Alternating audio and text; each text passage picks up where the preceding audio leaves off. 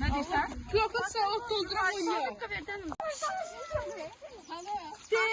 Bunlar çiyələr. Ay mənim çox pis. Mənim gözün ortasına baxa bilərsiniz. Hə, biz də gedib bunları. Mənim o Rəşad gildi. Bunlar da götürün. Ağzının ola bilər şey. Bak altında. Başlasın altından bir şey.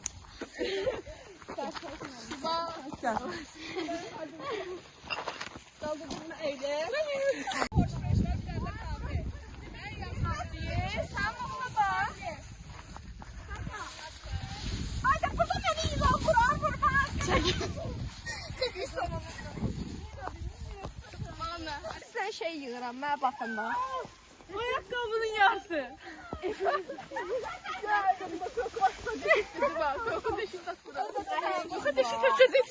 Mənim kokteylində. De onu heç qoya bilərsən. Aynen. Reşat lazım kapatır. Reşat ilk dönerim kaldı başımda. Neyim? Dönerim. Evet.